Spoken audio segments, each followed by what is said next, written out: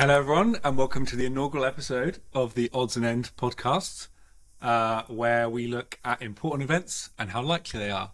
And I have my friend Scott Eastman here.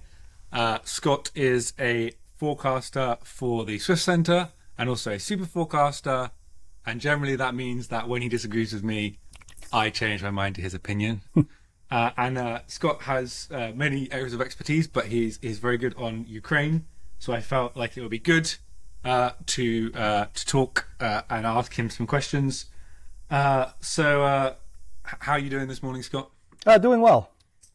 I'm glad to hear it. I enjoy that you're like, I mean, I can hardly think of a more quintessentially super forecaster place. I don't know if you're listening on this audio. Yeah. Scott is like, I don't know where you are in your house, Scott, but it definitely looks like somewhere you could like hustle down and forecast in, you know? Yeah, it's. I actually forecast in my attic on purpose because I found that just simply a set of stairs keeps most people away if I want some quiet time. I have an office downstairs, but somehow proximity makes people more likely to, interrupt. So, yeah, but it looks like I'm in some sort of cabin bunker. I don't know. So, yeah. Great. Okay. So, I don't know. Let's just go into it, and then we can. And also for anyone who's watching, this is a new format. But I'm going to try and sort of build a model of the things that Scott says while he says them, and that may be beyond me, but we'll see. I think that's like an interesting thing here. This is like a model building application we've got here. So I guess an interesting one for me is maybe something like it seems. What do you think is? Yeah, let's go Tokmak first. Like, how likely do you think is that the Ukraine? Maybe you can tell us where Tokmak is. But how likely is you think the Ukrainian army is going to take Tokmak by the end of the year? First of all, you have to tell me what Tokmak is. Oh, great. So Tokmak is a city just to the north of Mariupol. Oh yeah.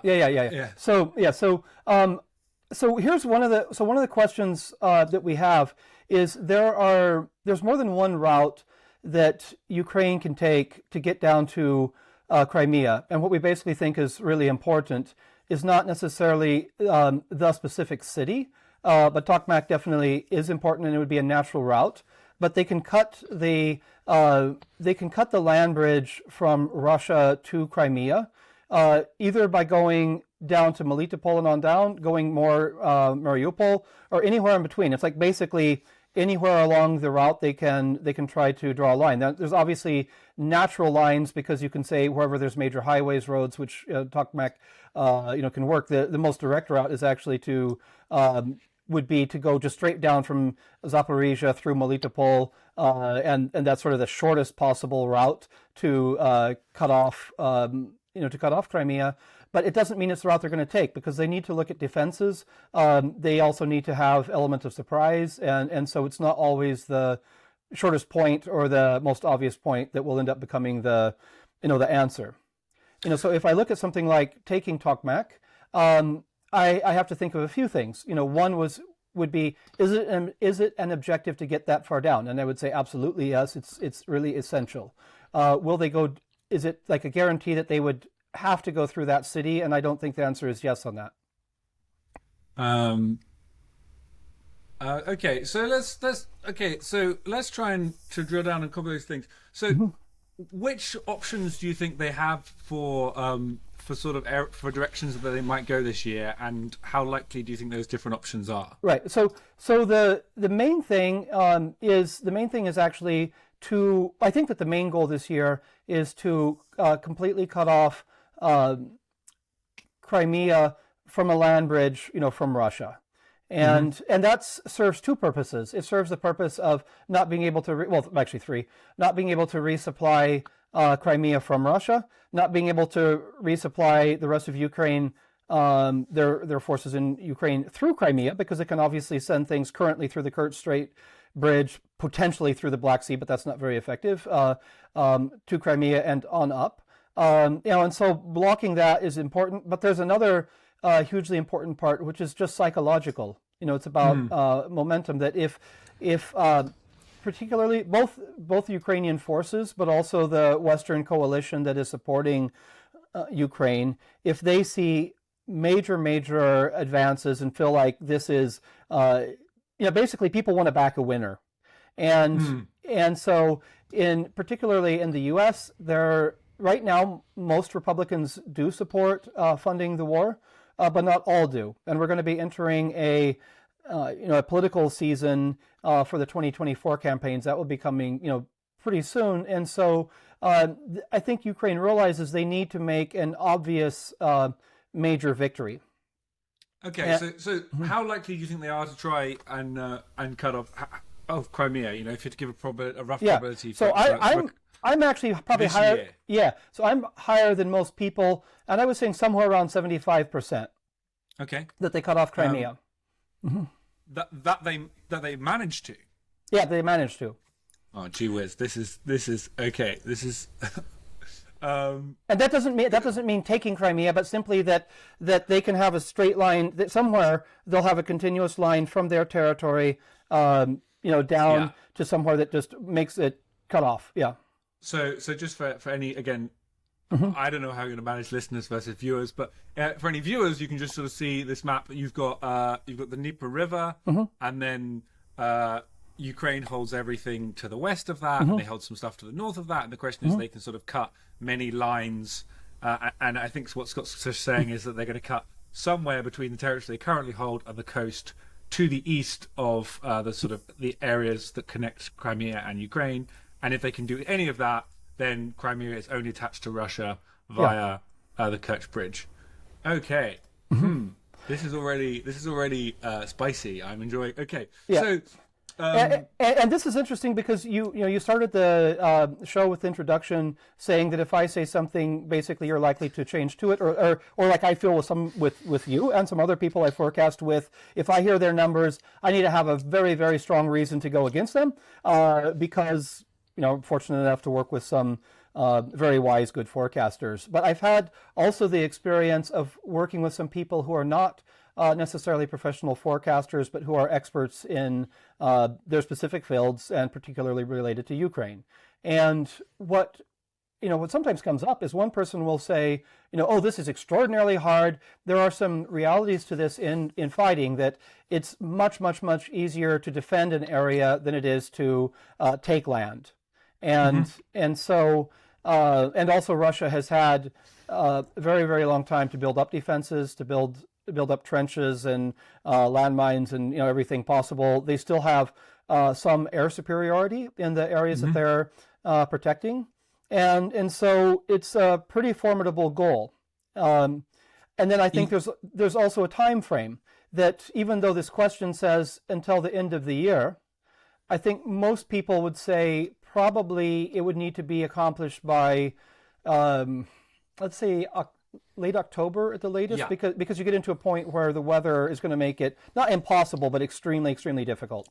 So, and for clarity here, you because we've kind of got this, because you're saying coast to coast, you're sort of saying that we're going to take the land bridge, therefore, and I can never quite remember how this works, because the land bridge is this like spit of land, this line, right? Right. There's a it's actually not that. It's not that spit of land that you're looking at. You can go far to the west. If you can, I think it's like Armyansk. There's a passage. There's only two roads. There's only two roads that come in. There's Armyansk, and then there's another one north of this one here. Exactly. Okay. Yeah, north of Zhukoi or whatever. This is This is the land bridge. I've always wondered whether this was the land bridge, because there's no. That's just a spit that goes nowhere. Great. Okay. Well, I guess there's no road on it that I know of. Great. So, okay. Yeah. See, this is why I do this, everyone. Is just so I can ask these questions. It's great having maps. So you're sort of you're 75% that that we're going to get, somewhere to the east of these two roads, and then we're gonna. Okay. Yeah, and obviously the goal would eventually be to reach those roads, and then it's an open question whether they should actually start trying to take Crimea, whether you push for some sort of get Russia out but have it an autonomous zone. I don't know. Like that's another question. But I think so. There's clearly only two main roads into Crimea from the north, but they don't necessarily have to get to those roads. They can, if they cut off if they cut off basically from the Dnieper River down to Melitopol, they've they've cut off a large. They've cut off a section that would make it impossible for Russia to to continue to supply. Even though they may have forces north of Crimea at that point, those people wouldn't be able to resupply from the east. So that's kind of a, like, we get into technical questions when we're forecasting, especially when we're trying to forecast with numbers and say did it happen or not. So for instance, if we count the land bridge as only those two little I shouldn't call them two little roads, but the two roads that go directly into Crimea, then you could technically say that if Ukraine manages to cut off the land between the Dnipro River and Melitopol, on down to the coast there, that cutting off the land bridge to to Crimea. And I would say, yes, because you can't, even though it's not all the way to the, gates of Crimea, so to speak. Yeah. And so people could still be mounting a defense. They could be mounting a defense all the way, from Melitopol on down to Crimea, and that could take more time. Okay, so with that in mind, happens. How likely are they, do you think, to take, say, Melitopol? Like, I guess, like, it'd be interesting to hear a range of, like, different routes that you think they might go here. Mm-hmm. And then also, how likely are they to take Sevastopol? For anyone listening, that's the city in the bottom of Crimea. So, if this would be, I think this would be a pretty major success to even take these two roads. Or even one, because if you get one, you can still start entering Crimea. Yeah, I mean, obviously better to take two, but yeah. If they take Sevastopol, then that would be just a complete total victory. Yeah, well, not total victory, but it would be near. Very near. Yeah, it would be a real embarrassment for Putin. How likely do you think that those two things are to have Melitopol and Sevastopol? So Melitopol is this one is a difficult one for me because I think depending on how well Russia can defend Melitopol, I have the question. Obviously, it's good to take it, but is it something that they can circumvent? Because if you think about the fighting in Bakhmut, which is a smaller city, or I think a smaller city, Bakhmut was going on for a long time, and if you could simply go around, then maybe Ukraine can say, okay, we'll just leave this as a little enclave and not waste our time on that because our real goal is just to cut this line, and so a question like, is it essential within this year to take Melitopol? So I'd probably be more, lower on Melitopol. Like I might be just, this sounds like a cop-out forecast, but 50%. Yeah, exactly. So, so if they're not going via Melitopol, it might even be a little, let's say 45%. So I think that it's like still pretty much the obvious route, because even if they go east, even if they can cut off, they don't have to. Melitopol is the most direct route coming down from Dnipro. It's like a very narrow route. I mean, they can also go from like Nova Kakhovka on down, which would be that would actually be also a short route. So if they come from Beroslav, that's another route which would. And has the dam being blown changed much for you, in your opinion? I think the dam being blown changes my opinion only in the very short term. Because in the very short term, like there's clearly land that's now soaked, that's not that would be difficult to go through. But I haven't looked at this enough to say in 2 months, whatever area was flooded with the dam, basically the water will have receded, and it's now an area that people can cross. Without issues. One thing that it's changed is it also means that, as far as I understand, Crimea is going to have a bigger problem with water, to Crimea, and that's a major issue. And I also think there's a challenge for Ukraine because Ukraine, I think, ideally would like to take all of Crimea, but the people in Crimea, at least up until recently, viewed themselves more as Crimean than as Ukrainian or as Russian. But even by now, a lot of people who were probably more pro-Ukrainian may have left, and there are a lot of Russians there. So if not just soldiers, so if Crimea has a very tough siege, like that's affecting the general public, is the public going to turn against?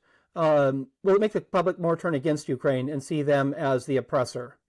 So I think. It's always hard to fight an insurgency. So if it's one thing to say, okay, we know that there's Russians in Sevastopol, they have their Black Sea port and all this stuff. But if, for instance, Sevastopol, if the city itself is opposed, becomes opposed to Ukrainians, you could have a much, much tougher time. And they also have to think about after. They actually have to think about after the war. If the war ends, have you so turned to people against you that maybe you got this land, but it's a Pyrrhic victory. So conditional on the land bridge. I mean, how if we get the land bridge this year, or if we're sort of attaching these two, how likely do you think we are to get to Sevastopol this year? I think Sevastopol is very low, and I'm probably going to say like 23%,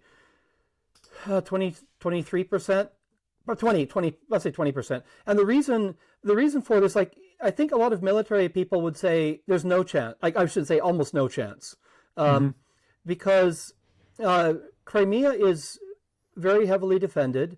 As I mentioned, there's only two obvious routes into it. There's only two roads. So, and it's not just like there's two roads, but there's vast wide fields that you could use to circumvent the roads.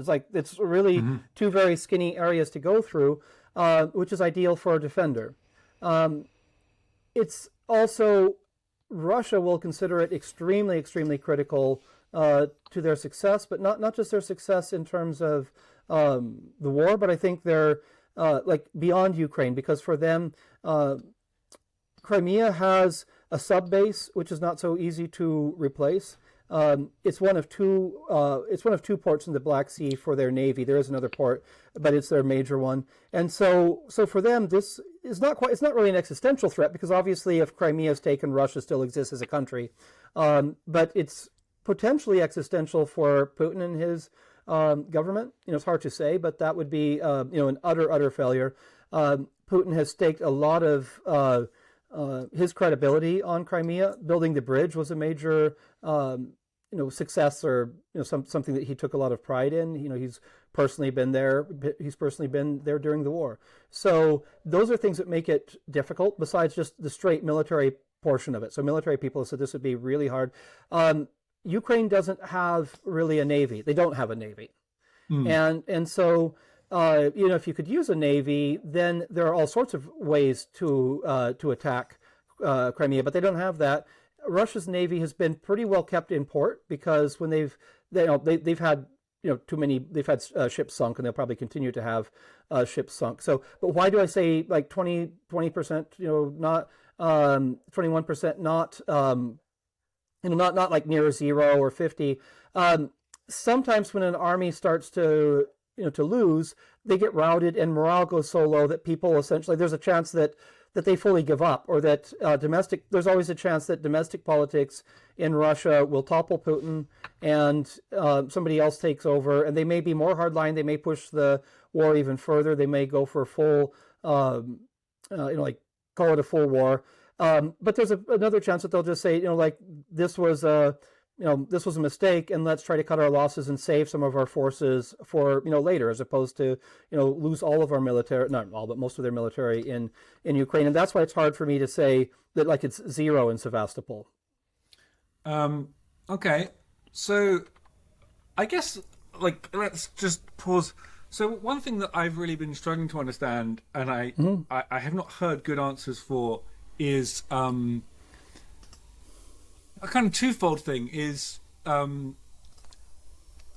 what's going on with the Air Force. Yeah. And I guess there's something to the Navy you've already explained, but it just seems worth pointing out. So for anybody that isn't following close, do you want to explain why this is a confusing question that people have? And also if you have any answers to it. Yeah. So the Air Force, the Ukrainian Air Force was and is basically using the same planes that the Russian Air Force uses. They're using Sukhois and MiGs, and they have planes that are roughly the same generation. They're planes that were used up until the end of the Soviet Union. Russia sometimes claims that they have very advanced modern planes that are supposed to be equivalent to our fifth generation F-22s and F-35s, but in reality they only have something like maybe a dozen prototypes. They don't really have anything to compete with very modern Western planes. So currently, Russia and Ukraine are kind of roughly similar in their abilities, although Russia probably has better avionics. But so there's a push for Ukraine to get Western planes, and currently the idea is that they are being trained on F-16s, and F-16s are also a relatively old plane. I don't remember the exact time they first went into service, but for sure they were in service by the 1980s. But they have certain advantages over the Russian planes. So first of all, they can fire Western-made missiles. They can use Western-made anti-aircraft systems. They have better, and they can also be updated. So you can have a plane that went into service in 1987 that's got radars from 2005 or something. So they may be more advanced than what their original date sounds. But because they can use basically almost any Western missile system, that gives them another big advantage. And so even like air-to-air missiles, so the ability to shoot down Russian planes and helicopters, it's also easier to. There's already air defense systems in Ukraine that have been used. There's systems like Patriot and Gepard and all these different systems to shoot down missiles, long-range missiles, and drones. But it's sometimes harder to see those from the ground than it is from the air. Just a simple thing that ground terrain can block lines of sight and all this stuff. And so it's an advantage to be flying. It also gives you longer range. So for instance, you could take the same sort of missile that can be launched from the ground, but if it's launched from the ground, it actually has to get up into the air, gain speed, and then go wherever it's going to go. If it's dropped from a plane that's flying at 45,000 feet or whatever this is, 15,000 meters, and releases its missile at over Mach 1 or close to Mach 2, it's going to have a lot of energy just from the platform it's being launched from, and so you have longer distances. It's also, I think, easier to see if they can get close to whatever they're going to hit. They can certainly have better visibility. There's already satellites and things like this that will show where stationary things are that Russia has. But if you get very far from the front lines, it would probably be more difficult to target. Target what you want to target. And so Ukraine has already given Storm Shadow missiles, which are good to be launched from F-16s. I don't know if they'll ever bring in F-18s, which have some other advantages to land on rougher runways and things like that. There's a incredibly large supply of F-16s that the West has. So in the initial phases here, a lot of the planes, so Ukraine was receiving planes from friendly countries in the area that had Soviet-era planes. So they gave them MiGs and things that the pilots already pretty much knew how to fly, and that they were easy for them to take over using. F-16s, originally they said something like, it'll take 18 months to train people on them, to train Ukrainian pilots. So that's not true at all. So that's like the amount of time that the U.S. or NATO forces would spend when they take somebody from zero to training them to fly and be combat ready. But a Ukrainian pilot who's already a fighter pilot, already has experience, they don't need that much time. And there's also a difference if you're training when you're going to be going to battle immediately. I mean, I'm not saying that, obviously, NATO pilots are already very motivated. They're sort of top of the military. But but it's different than if I'm literally going to be flying to defend my country the moment I reach qualification. And they're going to probably spend longer hours. Just simply the motivation's much higher. And they may, I don't know if they'll do this, but I would assume you may not also need them to learn every single thing to get them optimal. Like if you're doing strategy, it might be like, is it better to get a pilot to perfection, or do you get them I'm just making up a number, but like 95% of the way to perfection, and say better that by September, August or September, they're already engaging in the war. Yeah, I mean, so I guess the question behind this question is if Russia, I'm not vouching for this, but it seems about right. Russia has far, far more aircraft than Ukraine. Right. And yet they aren't currently dominating. I mean, do you have any thoughts? I mean, this has been surprising to me, and has been a thing I don't really understand, is why they just haven't been able to, just overwhelm, take air superiority, and then just make it much more difficult for the troops on the ground. Well, there's a few things that come into play.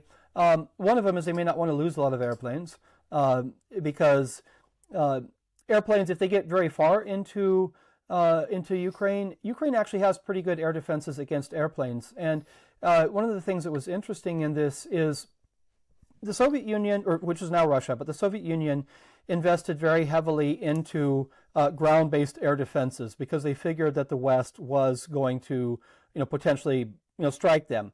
Whereas something like the U.S.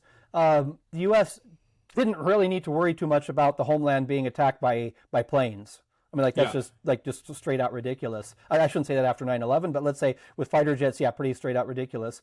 And so we put more energy into developing our own planes and systems to do air-to-air combat, but not so much ground-based things. So the Ukrainians have S-300 systems, which are anti-aircraft, anti-missile systems, from the Soviet times, but they're pretty effective at shooting down planes.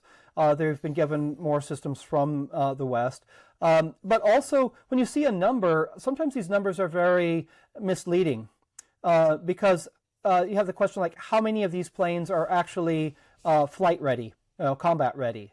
And just for anyone listening, the numbers that were on, I just found a Statista, and it sort of said 4,000 Russian planes to sort of 300 Ukrainian planes, but you're saying that number may be quite a gross exaggeration of actual force. But also, if you keep that up for a minute, the fighter jets, it was saying 773. This was I think probably before the war, but it said 773 fighter jets.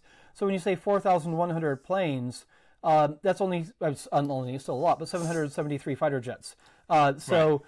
Transport planes matter, but transport planes aren't going to be going close to the front lines. They have 1,500 helicopters. Helicopters definitely matter, but they're also an easier target from the ground.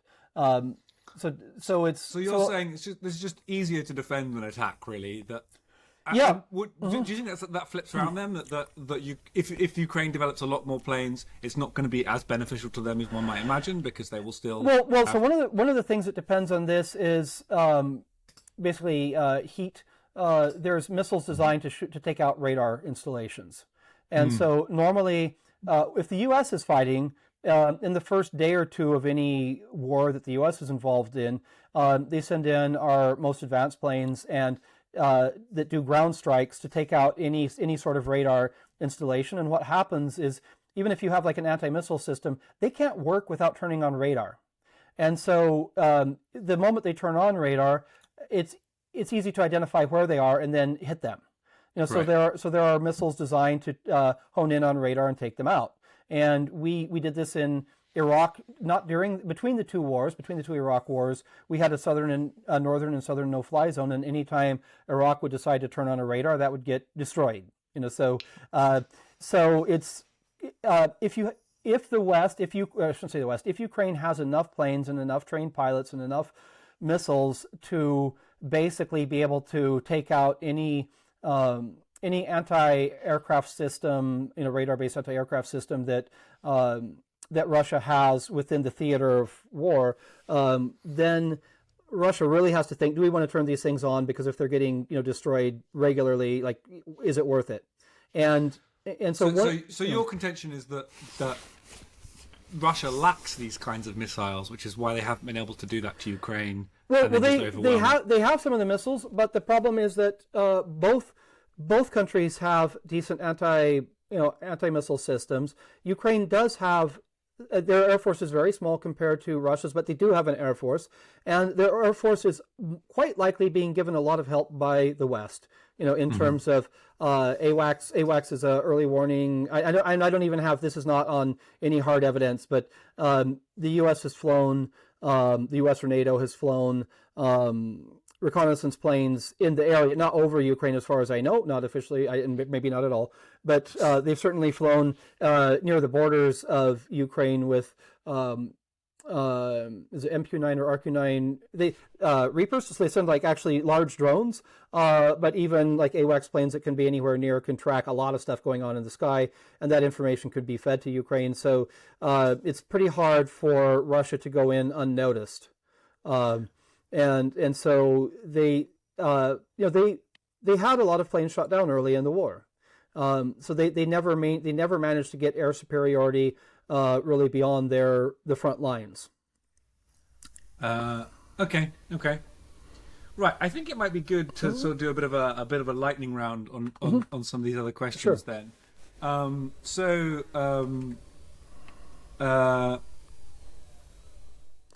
and we don't know with F-16s will that give, part of it is like how many F-16s are they going to get, and I've heard ranges, like I basically heard that it will take roughly 4 months to train up pilots. That probably started something like a month and a half ago. I don't remember exactly, I don't have that off the top of my head, but I've also heard some people say no, they were being trained before it was announced. I don't know that either, so it could be if they were being covertly trained, they may be ready in a few months. It may be maximum sort of into the summer by the time they would be ready to start flying F-16s. I don't know, and I also don't even know, and I've heard numbers of something like 30, but they may be many more than that. I don't know. So we really haven't yet seen how many planes they can put up in the sky, and if the West will keep supplying more planes at a rapid rate, and how many Ukrainian pilots they'll have to man the planes. And it's not just the pilots; it's a whole system of training, ground crews, maintenance. It's a whole supply chain. But okay, it has to be in place. So so let's just so with that in mind, how likely do you think they are to take Luhansk this year? Yeah, Luhansk and Donetsk, I find, well, we were asking about Luhansk, but I find those, I'm lower on those. So I'm probably going to be at something like 35%, and I really don't like that. That's an area I have a challenge with this. I might even say like 30% with Luhansk. Even that may be high. One of the problems there is that gets into a region that's not necessarily very pro-Ukrainian.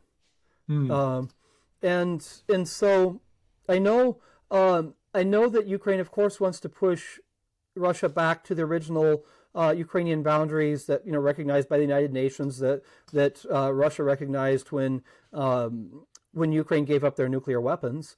But I think that last little bit may be very, very difficult to get, and it also may be difficult to hold if the people there are not fully on Ukrainian side, or at least just say, forget it, I'm happy the war is over, you took the land, okay, maybe I want to be on the Russian side, or at least have some autonomy. I don't know, but I think that last little bit of the far east of Ukraine will be difficult. And I also, it would certainly be a victory if they take it. But as far as keeping the West on board, I don't even know if the amount of energy that would be spent on trying to take it would make it worth it, even from a political perspective, because both Zelensky, who's the president of Ukraine, and Zaluzhny, who's his top general, they realize that part of the war is simply keeping the West on team, and so if they score big victories, that the West goes like, wow, this is something major, we're really happy, then even some of the naysayers might be like, okay, we might as well keep going with this. It's hard to speak against success. And so I think Luhansk would be much more difficult than Bakhmut, and it would be is it worth it at this point? At this point, meaning through this summer. So Donetsk, you think, I don't know, point Donetsk would be as well? Probably a little bit easy. So maybe I'd say 0.25 on Luhansk and 0.3 on Donetsk or something like that. It's, Donetsk is a bit further west, a little bit more space between it and Russia. Another question is just simply as you get close to the Russian borders, because Luhansk is quite close to the Russian border, would their soldiers start fighting harder? And it's simply easier to supply. It's easier for Russia to supply their troops into Luhansk and Donetsk. There's another issue that we've had. There's been these attacks from Russian fighters in Ukraine that are anti-Putin, or that have been attacking Belgorod in this region, and they're not a huge force, but they've shown that it's possible to attack in Russia with them and not lead up to a nuclear escalation. But those fighters are actually pretty problematic, because at least I forgot the name of the guy, but the leader of one of them is pretty much a Nazi. This is not just rhetoric from Putin. He was living in Germany. He was kicked out. He was originally a soccer hooligan, then became really fascist neo-Nazi. And so some of these guys, it's like, I'm happy with what they're doing, but you don't really want to be aligning with them. So that's a challenge. And so basically the Donetsk, Luhansk area is pretty problematic in a lot of ways. So okay, and for the land bridge, is there anything is there anything that in a month's time would make you update up or down significantly on taking the land? So what might that be? Well, so for one thing, right now it appears to be that we're in the beginning of the counteroffensive, and Ukraine has taken apparently just a few small villages, and they've been trying to breach the defensive lines, which are including trenches, but also a lot of mined areas, and they have some Leopard tanks that have been converted. I think this was by the Finnish. I should check that out, but converted to be basically mine clearing tanks. You take off the turret and basically put like a big, something like a bulldozer thing on the front. There's different methods. And anyway, they get some of those. Apparently, like at least half of those have already been destroyed. And they're not the only ones that can be used. There's other, this would be called engineering equipment, but there's more that can still come through. But so far, it's been a pretty slow progress. And it may continue to be slow progress, but it appears right now that I think Ukraine has been using about 2 of their 9 divisions that have been like heavily trained and equipped. So they still have much in reserve. But if in a month they haven't made it much further, if in a month it's like a few more kilometers here or there, then I would consider that quite slow progress. And at that point, my numbers would go significantly down. I'm not too concerned in the next week or two because it's common in the beginning of a counteroffensive to do basically to prod areas all along the front, find out which ones are the most likely to succeed. Obviously, they have good aerial surveillance, but there still might so it might be like, okay, this one seems obvious, but how do the Russians respond to that? The Russians keep having to move forces back and forth, trying to find where you're going to go. But at some point, they are obviously going to need to commit.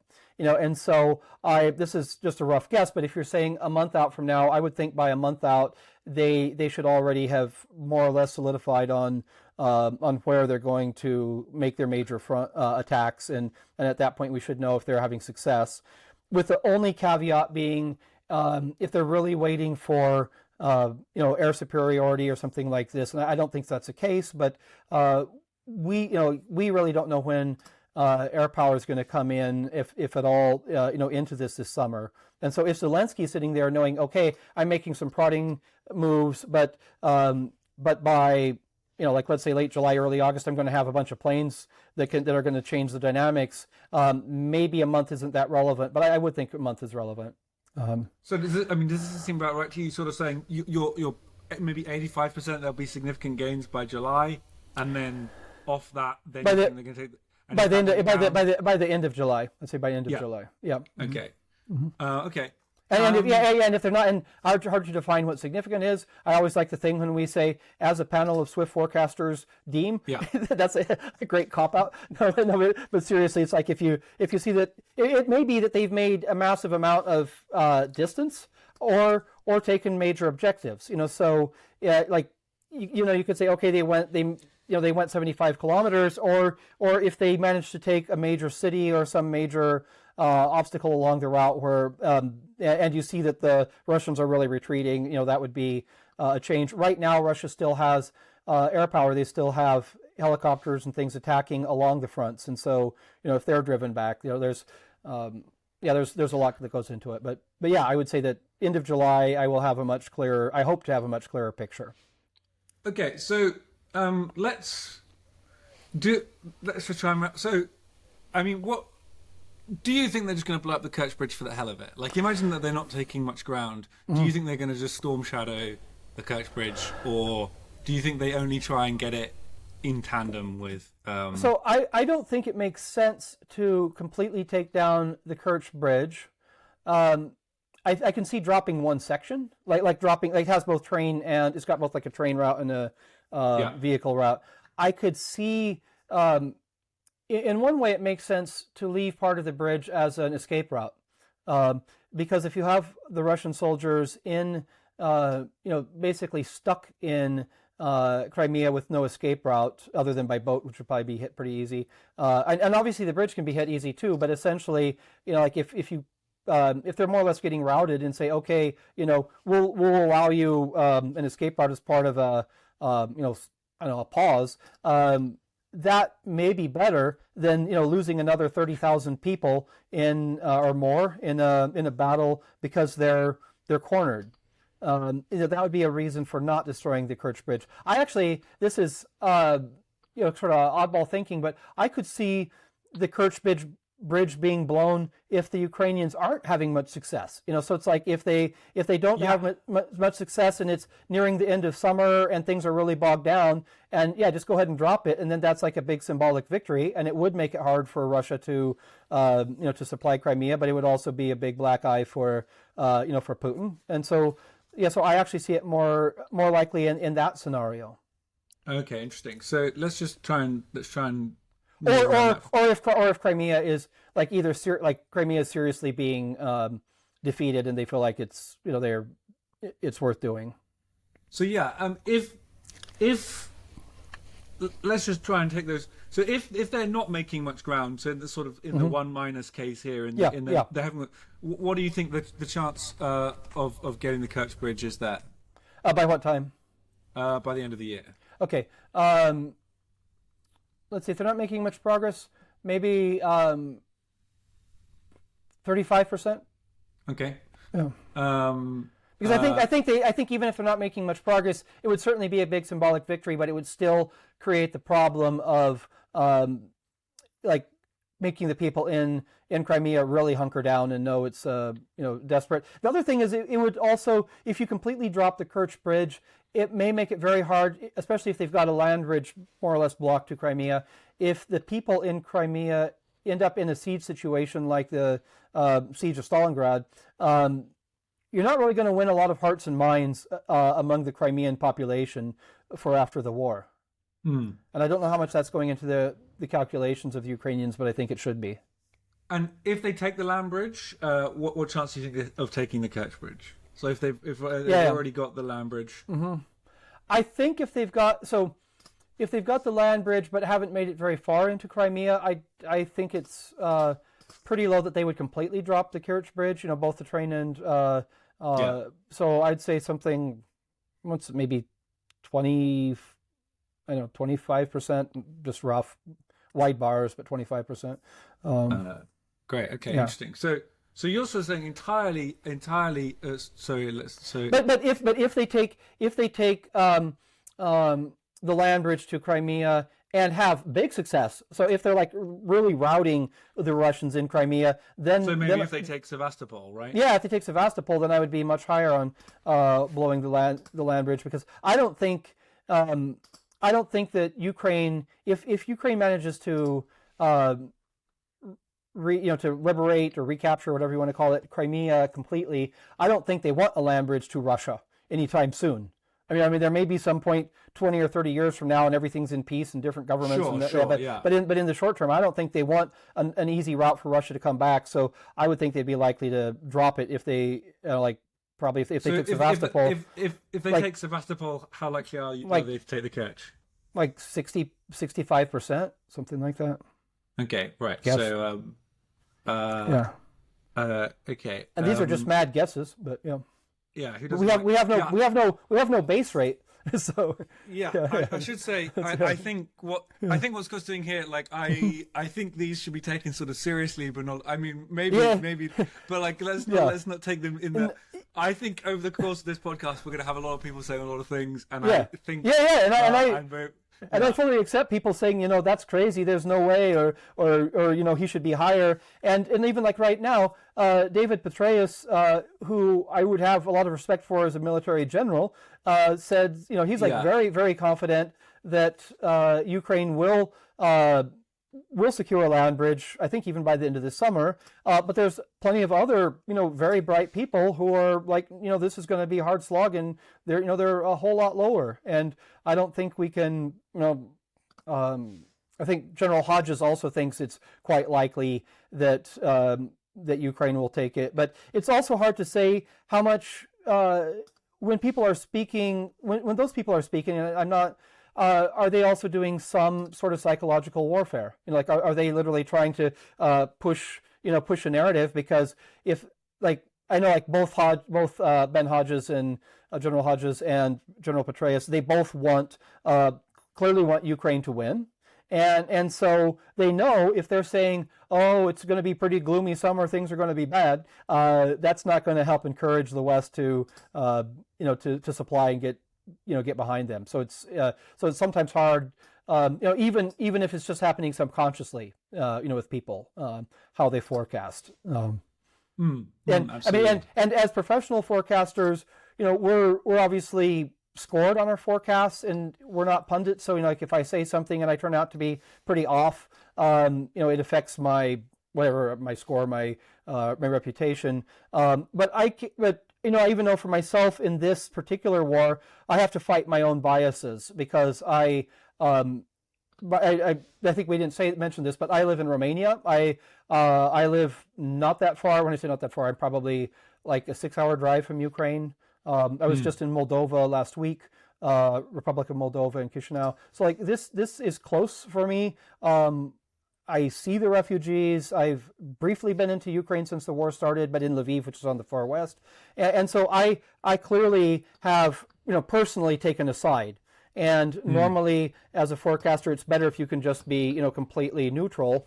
And so I have to try to, temper my, what I want to happen and what I, believe with what's, possibly reality. And I've talked with some professionals, people who were in pretty high levels in dealing with Ukraine and from different governments that are either like, Ukraine's just going to take everything because they're tough fighters and they're, it's their own land and they're going to fight to the last drop of blood and they're just going to, they're going to fully take the whole country, to those who are more reserved. But when I hear somebody saying like, yeah, they're like just definitely going to take everything, I'm like, no, that's, I think that's a little bit over optimistic. I mean, I hope they're right, but I don't know at which point, I don't think that's something we can say with certainty.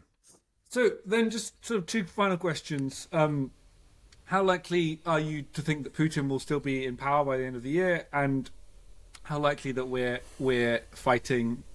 still fighting this war in June of next year?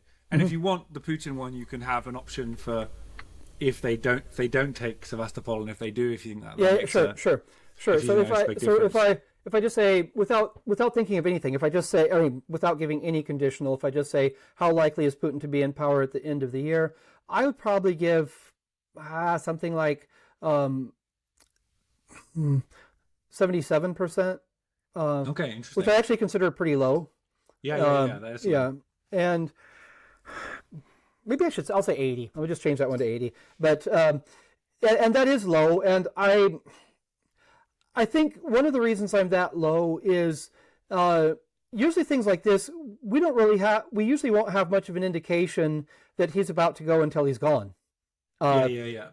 Because it's like, obviously we have things like Prigozhin is speaking a lot against him, the head of the Wagner group. There are some rumblings against him, but there's still, a pretty major portion of essentially the military, the security apparatus that probably they may be under threat if he's gone. And he's set up very well not to be overthrown. He's been wise enough to not get people move people around enough, not basically also not let anyone rise up too much in power. So so I think that's a challenge. If Sevastopol is taken, I think the odds of him being out might be down to 65. And maybe it should be lower, but I'm going to go 65 for now. One of the questions that I basically had is there's a general opinion that if the Crimean War is lost, or certainly if that even means that, the Ukrainian invasion is lost, but even if it's just losing Crimea, that Putin is done, that he'll be dead. And I don't even think that's a guarantee. And once again, it's hard to say, but looking at the history of Russia, leaders have survived failures. Khrushchev was let to retire. Gorbachev retired. Yeltsin retired. All of them had their own failings, and they were allowed to live to an old age. And sometimes even it may be that they just would end up doing a straight coup and kill him or send him to another country. But another issue can come into place, which is sometimes it's easier to force somebody out and not put the entire administration under threat. Because even like we had questions. This is off the subject, but like in the election with Erdogan in Turkey, Erdogan won it, but we're like, okay, if he had lost, would they have tried to actually, put him on trial? And it's like, well, he still has enough supporters that trying to really go hard against a recent leader can cause disruption, because there may be enough people inside that just go like, okay, this puts us under threat, and the new power coming in might be like, okay, we need to take it easy. So like when Putin rose to power, he rose to power under the condition that he didn't go after Yeltsin and his entourage. Like that was basically the deal. You can come in, but let us live out our days. And so I don't think it's a guarantee even that if he's losing, that he's necessarily going to die. Or be done. Mm-hmm. There's another question which you don't have. Oh, go ahead. Yeah, you go. Another question. So another question was, will Russia use a nuke? And the assumption would be if they did, it'd be a small tactical nuke, which small, can be a relative term. So then the bombs on Hiroshima and Nagasaki were sort of the 15 to 20 megaton range. No, sorry, not megaton. That's crazy. 50 to 20 kiloton range, and tacticals could be anywhere from sort of 1 kiloton up to maybe Hiroshima size. And that's obviously still huge. That still would cause a lot of damage, but it would still be relatively localized. It's like it's not having a big tactical advantage. It's not having a big advantage in terms of wiping out masses of troops, like just simply being a tool. It's more, I think it'd be more of just sort of like a desperation move, saying, do we, if they're really, really being defeated, would they consider it a last ditch effort, just that hopefully the West would then pause and say, oh my God, this war is not worth it. We're not, we'd like Ukraine, but just like, it's not worth World War III, so let's just stop.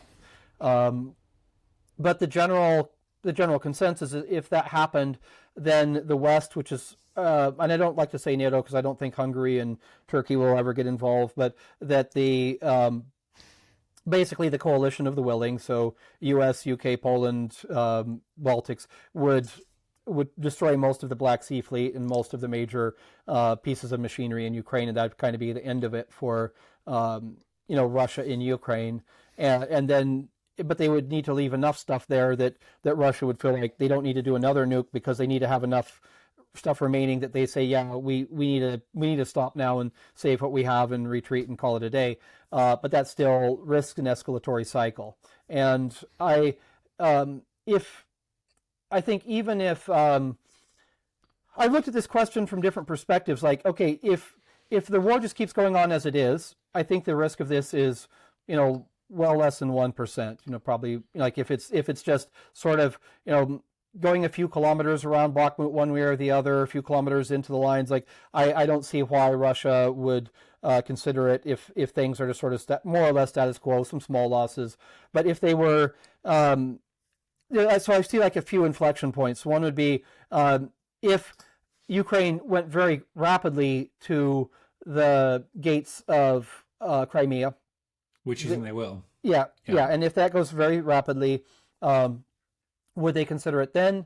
If they get to Sevastopol, would they consider it? Or not only consider it, would they do it? And if they took Luhansk and Donetsk, would they consider doing it? And I think the biggest issue would be if they got to Sevastopol, although possibly even just if they're making real progress going down in Crimea. And even in that, I'm probably at something like, I don't know, 3.5–4%, which is, if it's happening rapidly. And that's, it's strange because this is one of those things where I'm like, it's low, but it's also extremely high. And the reason I say that is like, there's no really good way to create a base rate for what's the annual risk of a nuclear explosion, as a hostile act against an adversary on their land. And we've worked with people like Robert de Neufville, has sort of specialized in this. And I think the general view was like it's somewhere less than 1% per year anywhere in the world. And even that's a pretty like it's a pretty tough number because we had 2 nukes in 1945. So does that mean the base rate is 2 every nearly 100 years? Do we count that as one because it's one event? Back then there was only one country having nukes, so the U.S. wasn't considering, okay, if we do this, is there going to be retaliation? So it's really hard to identify, even in peacetime, what's the risk. Like a lot of wise people have thought about this, but we don't really know. And so, but clearly 3%, if I say 3% in one specific area based on one specific war, that's a very, very high, number. And it's, this is probably one of those things that, like, if Putin realizes, or whoever's in power realizes that it's completely in vain, this is kind of like, normally the idea on atomic war or nuclear war was MAD, mutually assured destruction. And so it was the idea, if they launch a nuke, we're going to launch a nuke, and we're going to both start nuking each other until there's nobody left, and that's insane. So don't do it. And that's basically kept peace from when Russia first, or Soviet Union first got nukes until now. And this would be another type of MAD, but not thinking about it in terms of existential risk about the world being destroyed. But basically, if Russia thinks, okay, even if they're losing, even if they've lost Sevastopol, even if the Kerch Strait Bridge to Crimea is destroyed, and they've pretty well lost the war, if they think blowing off this weapon, is going to be, they need to think that it's going to even decrease. Even in that case, it's going to decrease their chance of survival compared to doing nothing and just saying, okay, we lost, and let's see what we can deal with in terms of domestic politics. And that's why I think probably 3%, but I'm tempted to even be lower. But I don't think we can go much lower. There's other questions like, if Putin gave the order, would the order be followed? Because there's enough people along the chain of command. If it's launched as a missile, would it be intercepted? Would it not work? There's still other steps. So it's not only Putin or somebody else giving an order. And so, as a final question, then, do you? I guess. I've just put about 90% for us to be having this fight in next year. Does that seem reasonable to you? Yeah, I would think at least 90%. Yeah. Great. Yeah. So I may. By the way, the Ukrainians and even the Poles are much more comfortable with a nuke going off on their territory than we are. Right. Oh, interesting. Because because for them it's like they're losing thousands or tens of thousands of people anyway, and if a nuke they don't want their own people killed, but they're like, we're already losing lots of people, and so if we're not fighting because we're afraid of this, like that doesn't seem like a good scenario for them. So I think they would be obviously they don't want global nuclear war, they don't want even a mass nuclear war on their territory, but even things like after Hiroshima, clearly it was bad in terms of radiation, but it didn't radiate the whole country, and it's bad to try to say that they're not so bad, but it's not like it means that country is doomed or all of the people are doomed. And so people, going out for several miles would have, obviously in the near area, they'd all be dead, but then, have severe radiation poisoning. But in some weeks, a lot of areas start becoming livable again, so it's I don't say that to say, oh yeah, let's not worry about nuclear war. It's reality. Yeah. So, yeah. And so for them, it's like that's a risk that they are more willing to take, understandably, than somebody in the U.S. or maybe even in the U.K. Yeah. I think people probably generally underrate the risk of a tactical nuke, because I think we see a nuke as a very binary option. Yeah. Whereas it seems, Russian force doctrine, their war rules don't take it off the table in the way that I think most other people's do. Then that just becomes a question of, does Russian command understand how the West views the use of a nuke? If Russian, and do they believe us? So I think, from what I know, we've given them, pretty much a promise saying, if you use even a tactical nuke, even kind of just on some kind of empty land in Ukraine, you're going to have an absolutely massive response that you're not going to want, and it's not just going to be giving some planes to Ukraine; it's going to be us flying them. We don't know if they believe that. Yeah. So because there is that. Okay. For any listeners, I've been building up a sort of graphical picture of this discussion to try and get down most of the numbers that Scott said. I think I'll probably send this over to Scott as well, just to allow him to create. Does this seem like roughly right to you? The various numbers we've got in here. I'll send it over to you so you can just check over it. Sure. But I think the surprising stuff really came early on. I think taking the land bridge 75%. I think that's higher than most people I've heard. Sure. I think the Kerch bridge maybe being more likely if they're less likely to kind of get close to it. I think that's like an interesting take that I'd not heard before. I think the Putin number being lower is another one. So I think that's some good information here. Yeah, and I'm even. I mean, probably 90% is good in terms of the war being over, but I'm tempted to even go a little bit higher on that. But then again, probably 1 in 10. So maybe 95. Yeah, it's probably fair. Yeah, maybe 92. I mean, this is almost ridiculous to go 2 points on that because I mean, ridiculous. I don't know that I have that level of granularity to say that, but but sometimes I'm just kind of like, well, it just doesn't seem quite right, and a little nudge one way or the other somehow feels better, and that's not very scientific. Most of my forecasting is that way. So we work with a lot of people who make very good mathematical models, and they'll like list 7 different conditions, give percentages to each of those, come up with the total, and then say, because of that, I know it's now 88%. And I'm kind of heuristically doing the same thing in my head. And so both ways are valid. I'm not saying one is, better than the other or whatever. But so, yeah, sometimes it's just like, even I can run numbers and just go, but yeah, and part of that is just wars tend to go long and to fully, we also haven't fully defined what's the end of the war. So we've been very vague here.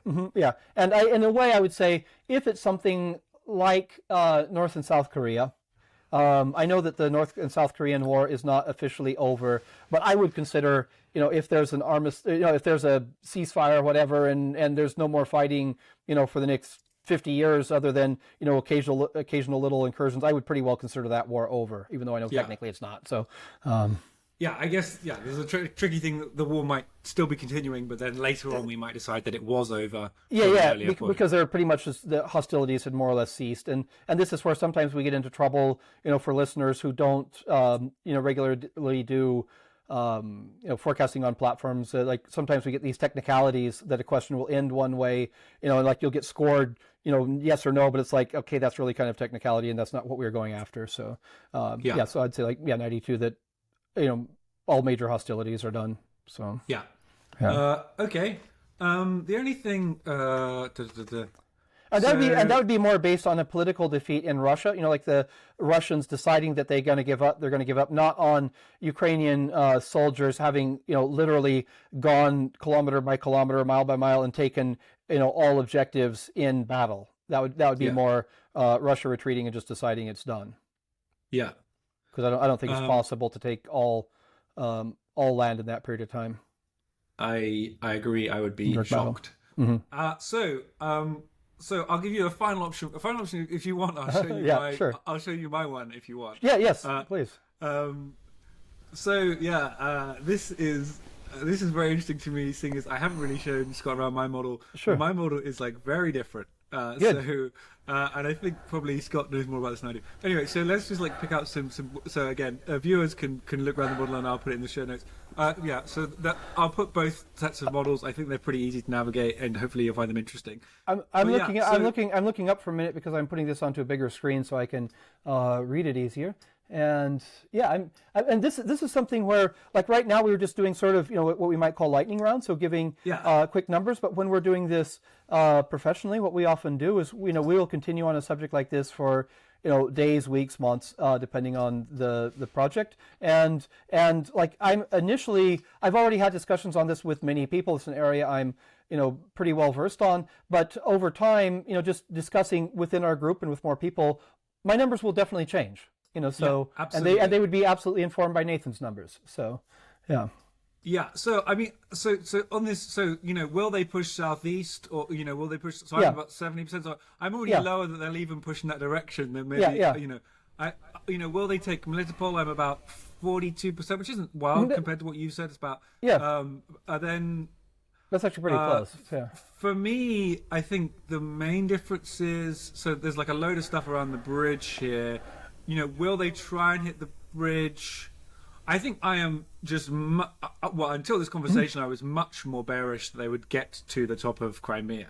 So for me, I sort of thought, will they get to Melitopol, maybe like 40%? Will they get into Crimea? Will they cut it off? I guess I would have considered that like sort of like 20%, 15%. And then will they take the bridge would be sort of like, again, 20. So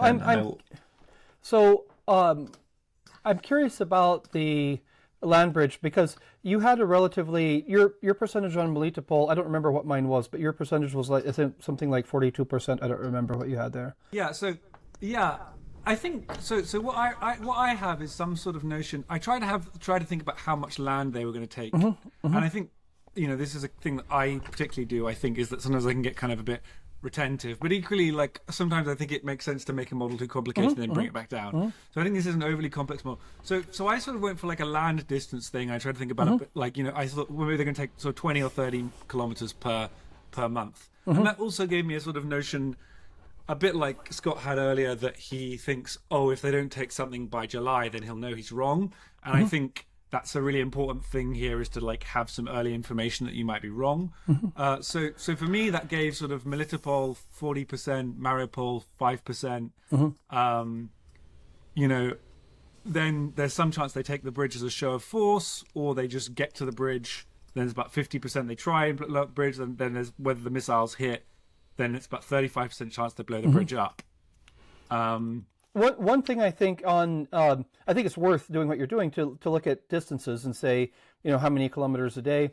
There's also vastly different periods of time. So, for instance, let's say you approach a massive defensive line and like all the way from the Dnepr River down to Crimea is not evenly mined, or having the trenches and all that. So there are trench lines. There's like triple trench lines, and it may take a significant amount of time to cross, to get past one point, and it may be that getting half a kilometer, takes 10 days, and then you're going to like be flying along for a while until you hit the next obstacle, So it's still worth thinking in terms of time, because you might say a tank can travel 50 miles an hour or something, but clearly they're not normally traveling 50 miles an hour, in battle conditions. But like basically, which are the choke points along the way where they're going to get bogged down and maybe not make any, just get fully stopped, versus where they can have pretty rapid growth. And if you look at something like in the fall, and we're not saying that the fall or winter is going to repeat,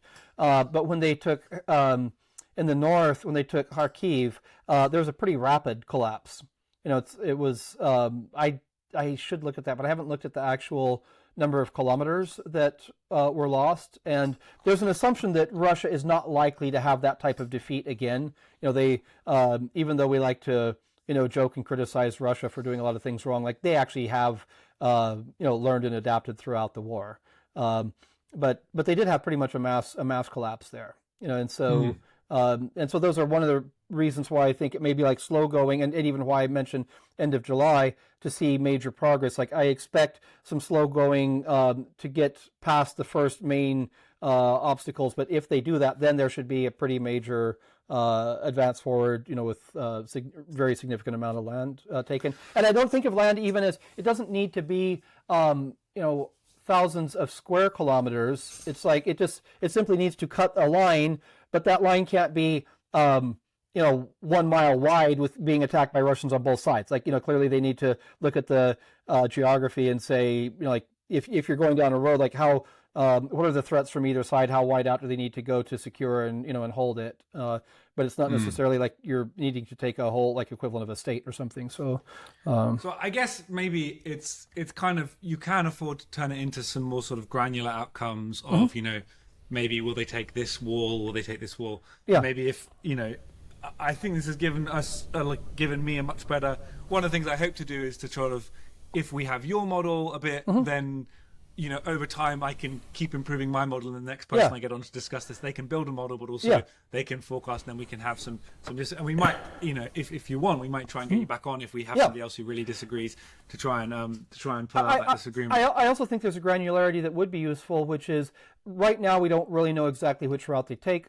If that becomes obvious, or even we know that there's a couple most likely routes, if we looked at the whole path down and say, okay, are there 3 or 4 major areas where they're likely to really get bogged down and the rest aren't, and then you could forecast each of those areas, like first of all, will they get past each of those areas, how long are they likely to be stuck on each of those areas, what equipment would they need to do it, do they have that equipment, you could kind of get quite detailed, and that may help it not just be sort of a more of a educated hunch. So yeah.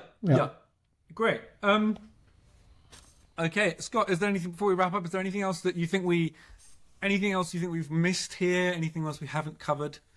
I think it's good overview. Good overview. Yeah, I think. I'm pretty pleased with that. Mm-hmm. One thing I was thinking that I sometimes have been not in this discussion, but in some discussions when we were discussing how much should the West provide, what should be the West's role in the war. I've also thought about what are the consequences of Russia winning. So in this case, we're just simply saying how far will Ukraine go, what success will they have. But for instance, we say, like if I say if they get to Sevastopol, there's perhaps a certain risk of nuclear war. Well, if the West didn't give them much of anything and Ukraine lost all of what eastern if they lost all of eastern Ukraine, if they what are points that would both would any of that make any difference at all in Chinese calculation on Taiwan? Like, would they say, oh, the West isn't very, they're not willing to stick with it, they're not willing to take risks, therefore we can take more? Would countries who are non-nuclear countries say, having a nuclear threat made powerful country back down, therefore it's better that we go for nukes? I don't even know the answer to that, but I think it's worth thinking, very broadly to say, this war can end in several different ways. It will have impacts beyond Ukraine. It'll have impacts, going forward in time. And if you look, broadly at each potential scenario, to the best of our knowledge, what would those be? And that should be also included in the calculation of policymakers. Yeah, I think. For anyone I might throw in the show notes, Lawrence Friedman writes a good piece on salami slicing, on how Russia's been sort of slicing sections off, and then now that same tactic is being used backwards, because now it would be a huge escalation for them to try and stop losing the chunks of But I agree, if they lost all of it, then that would actually be an ultimate, that would vindication of that strategy, and you might see it elsewhere. I guess we haven't covered. I'm not saying we will, I don't think we will, but I think we haven't recovered, like, if they really try a sort of punching west strategy, if they really turn out this is a feint and everything is going to go to Luhansk, I think that would be a different thing. I guess, Zelensky dies, Mr. that throws everything. And I guess I don't mind not forecasting this because it's so hard to, but I do think into sort of next year or the year after, what's this going to be like in an election year? What's this going to be like after an election year? I think if Trump wins, it feels, and DeSantis also has been sort of a bit more negative on Ukraine. I think that feels like it will be quite different. And I don't know the chances of that. I think it's quite low, but with Trump anyway. But I'm curious how much that goes into the calculations of Ukraine, and that's part of why I also think that Ukraine will take more this year. That I think if they believed, if they were quite confident that it was either going to be Biden or somebody who was similarly aligned. So I think like Nikki Haley is also very pro supporting Ukraine. So like they think if they thought it's going to be either one of these, then they might just do it on a timeline that was logical for them, as opposed to we need to push this because we're not really sure what's going to happen with Western support 1 or 2 years out. Yeah, so I have this in mind. I have this, like, will Zelensky think it's now or never? Yeah. And I think to the extent that he thinks it's now or never, I think Crimea becomes more likely because, he wants Crimea. And maybe I think you're right for the point that Crimea, like, it might be as difficult, say, as Luhansk or Donetsk, but it's just that much more impressive. If you can take Crimea, then suddenly you're like, wow, this is blowing the whole thing right up. Whereas if you take 200 kilometers or something, or 100 kilometers in the west, in the east, then people might sort of say, okay, well, this war could go on forever. And if you get to the gates of Crimea, you've already pushed them back to where they were pre-February 24th, 2022, and that's going to be maybe harder to get all the way to the complete Russian frontier on the east. But who knows? I'm not. I would also consider the death of. I don't want this to happen. But the death of Zaluzhny to also be important because obviously Zelensky has been incredibly effective at. Getting support from the West, and so I think he is really, really critical. But from all that I've heard, Zaluzhny is quite a brilliant military strategist, and not so easily replaceable. Though obviously there'd be teams of good people trying to help out. But I think he is also a critical person in the war. So okay, well, thank you so much, Scott. Yeah, thank you. I enjoyed it. Yeah, this has been the inaugural episode of Odds and Ends. And if you disagree, if you're listening, hopefully I'm going to put all this in the show so it'll be easy to look at, or maybe you've been watching on YouTube. If you disagree, then by all means get in touch. Yep. And if you disagree and you have your own model, then you can come on and you can tell us how we were wrong, which is what we like to hear more than anything else. Yeah. Thank you so much to Scott. This has been really gracious of him in terms of his time, and he is really a great track record expert on this stuff. So that's great. And thank you so much, and I wish everybody a good time. Thank you.